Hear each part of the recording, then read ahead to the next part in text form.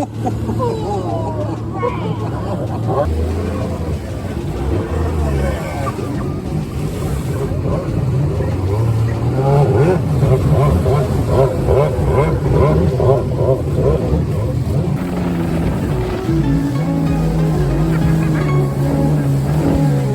I just got something in that I ordered, and they didn't show that they had it in stock.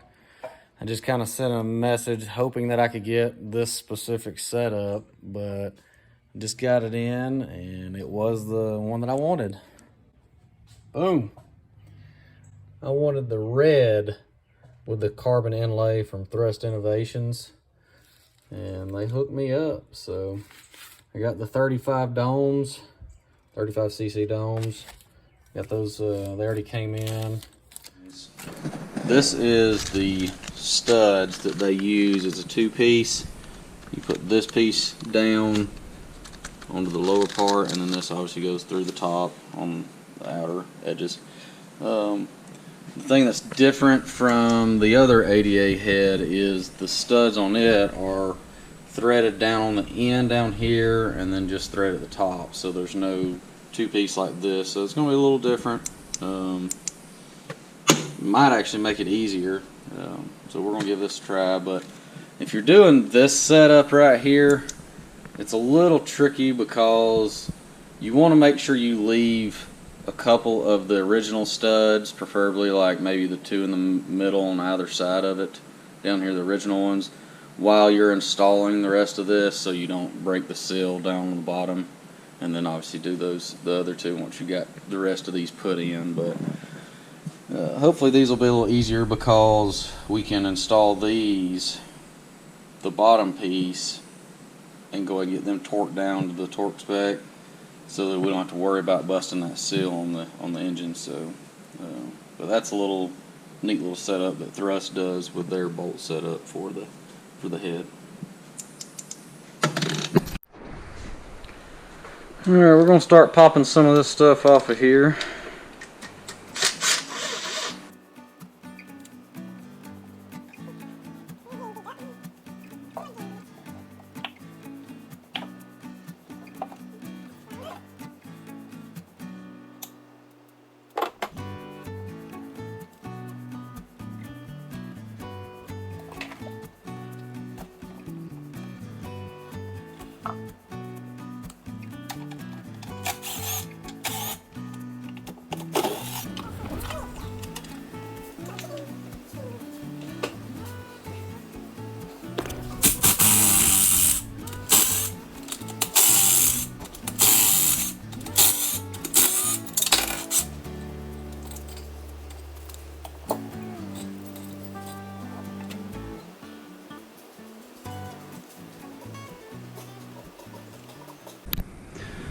Alright, we got the head removed, got it cleaned, all this cleaned up real good and clean.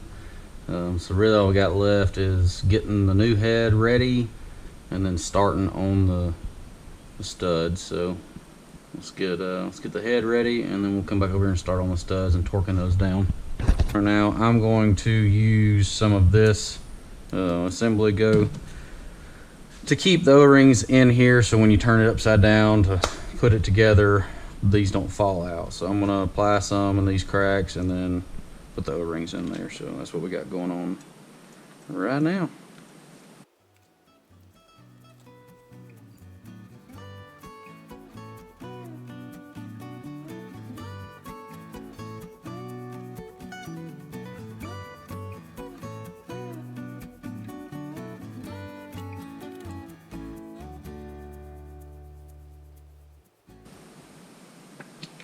I'm going to stick this in my refrigerator, let it shrink a little bit, and then install it on. You're paying attention to the lower studs. You got two long ones, and then on the upper studs you got two short ones. Make sure when you pull the ones out of the jug, you make sure you put the right links back in there. Alright, so I stuck that in there about 30 minutes in my freezer, and it pretty much just went right in.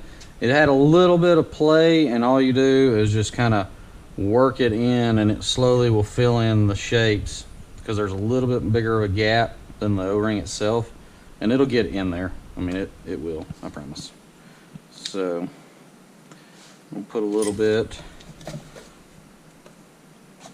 just to keep it in there, make sure it don't come out, all that kind of fun stuff in here.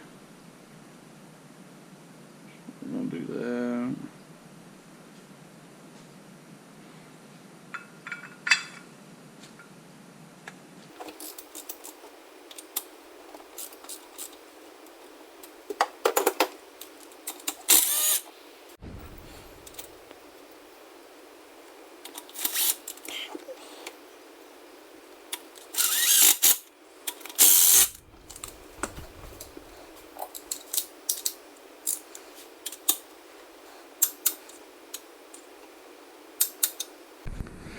Alright, as you can see, got everything cleaned off. I've got all the studs put in on the jug itself.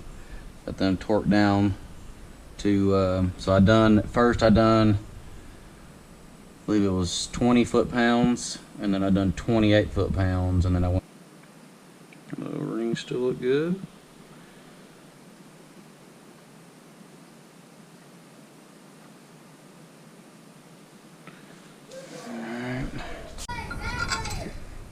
Okay, I'm going to stick some of these temporarily in here just to kind of keep it lined up where it needs to go.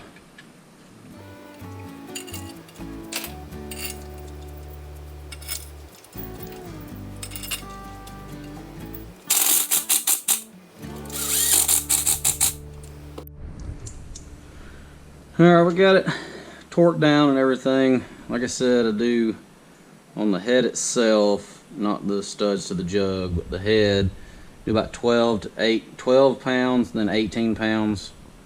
And then the ones that go in the jug, you're gonna do those 20 and then 28 pounds. And then make sure you just double check everything. Only issue I ran into was, out of all the studs on the outside, on the jug studs, 2 of them were shorter. I don't know if y'all remember back in the beginning of the video. They've got these spacers on here, and with the spacer and the lock washer, I couldn't get the 2 short studs to reach where they're supposed to, and I made sure they were in the right spot, which is this one, and this one is where the shorter ones would go. And like I said, they wouldn't reach, so I had to take the little spacer and the lock washer out, and then I had a couple extra stainless washers from another kit that I stuck under them, which ended up chipping a little bit of red right there on that one, but this one didn't. Just to where it could get probably about 5 good turns in there. I don't know, I'm going to contact Thrust Innovations and ask them what's the deal with that, because that shouldn't have happened. And I installed everything the correct way, so I'm not sure, but that's it right now. We're going to finish tidying up everything else and give it a little startup, see how it does.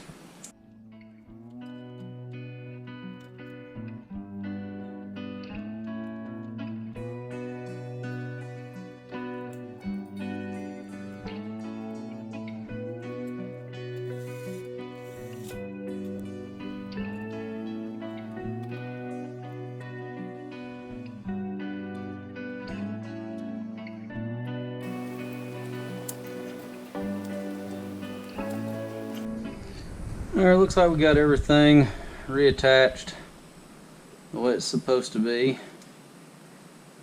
Got everything torqued down to the spec. Got all the water lines reattached. So let's make sure everything's reattached like it's supposed to be. I guess we'll give it a try.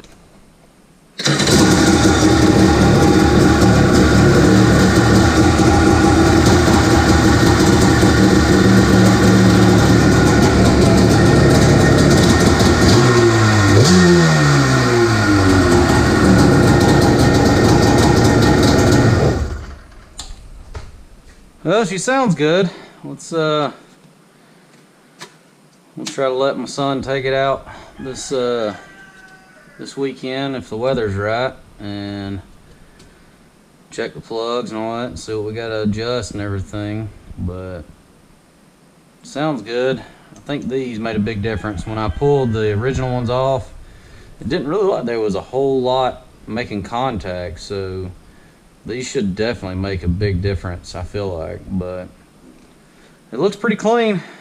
I hope y'all like it too. It looks super sick in there. It goes good with the little bit of red I got going on. The carbon looks real nice. So, well, I hope that helps y'all out whenever y'all decide to upgrade to one of these ADA heads, especially if you go with the Thrust Innovations. You can kind of see the exact parts you get. Then I still have to send off my flywheels. I haven't done that yet. As soon as I get those sent off and get them lightened, I can replace the flywheel on here. And I've got the I think it's made by ADA. It's the billet coupler to go on the driveline. I've got one put on the Superjet, but I gotta get put on here. So I got the lightened flywheel and the coupler to put on here. And as far as I'm concerned, this ski is done. I don't think there's anything else I'm going to do to it other than maybe just upgrade things that may mess up over time. The steering may be the next thing. Just got a little bit of play. Not really much play, but I mean, you can kind of see, you can hear that right there. Probably nothing. It may, I mean, probably get another 10 years out of that steering. Now that I said something, it'll probably mess up, but hopefully it'll last and we can get that thing running good for a while now and shouldn't have any more issues as long as I get it, you know, like I said, tuned out right. Don't run it too lean or run it way too rich for too long. Either of those are really not good for it, but hope y'all enjoyed it and stick around. We got plenty more videos coming at you.